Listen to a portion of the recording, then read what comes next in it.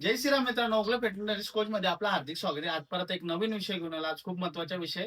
आजचा विषय आपला आहे असा आहे की तो सुरू करण्या अगोदर आपण आपल्या चॅनलला लवकर फॉलो आणि सबस्क्राईब करायला विसरू नका आणि सपोर्ट करा.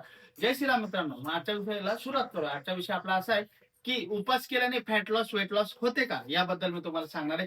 भरपूर जण काय करतात, त्यांचं वजन कमी करण्यासाठी, शरीरातील फॅट कमी करण्यासाठी, त्यांची चरबी कमी करण्यासाठी उपास करत असतात. आणि भरपूर जण म्हणतात आम्ही उपास करतो म्हणून आम्हाला डाएट करायची गरज पडत नाही. तर मित्रांनो, उपास केल्याने फॅट लॉस वेट लॉस होतं का, याबद्दल मी आता क्लिअर तुम्हाला सांगून देणार आहे आजच्या व्हिडिओमध्ये. तो व्हिडिओ पूर्ण शेवटपर्यंत बघा, तुम्हाला याचं उत्तर भेटून जाणार आहे. तर मित्रांनो, भरपूर जण उपास करतात आणि त्यांच्या एक डोक्यामध्ये मिथ असतं, एक चुकीचं विचार असतात की उपास केल्याने वजन कमी होतं. पण मित्रांनो, एक सांगू का, उपास केल्याने वजन हे कमी होत नाही. तर काय मित्रांनो, तुम्ही जे कॅलरी डिफिशिएट करणार तर तुमचं वजन कमी होणार, जेव्हा तुमचं फॅट लॉस कमी होणार आहे.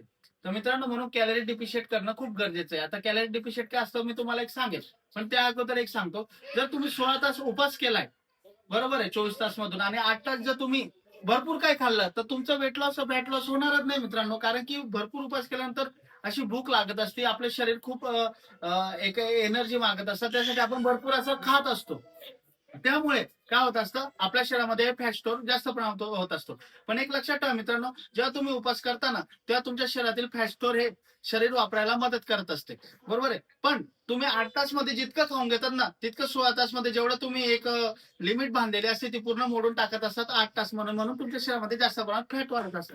तर तुम्हाला उपास केल्याने एक महत्वाचं सांगायचं, उपास केल्याने वेट लॉस फॅट लॉस होतं का नाही मित्रांनो? उपास केल्याने वेट लॉस फॅट लॉस होत नाही. फक्त जे शरीर मध्ये तुमचे फॅट आहे ते स्टोअर केलेलं असतं, ते शरीर वापरत असतं, बस एवढाच फरक असतो. पण तुम्हाला उपास करत असताना जर तुम्ही जर कॅलरी डिफिशिएट केली तर तुमचे 100% वेट लॉस आणि फॅट लॉस हे होणार आहे. म्हणून उपास केल्याने कुठल्याही प्रकारचं वेट लॉस फॅट लॉस होत नाही. तुम्ही फक्त कॅलरी डिफिशिएट करा, चांगला हाय प्रोटीन इंटेक करा, थोडाफार पद्धतीने डाएट तरी करा आणि चांगली हेवी ट्रेनिंग करा, म्हणजे तुमचं वेट लॉस फॅट लॉस हे 100% होणार आहे.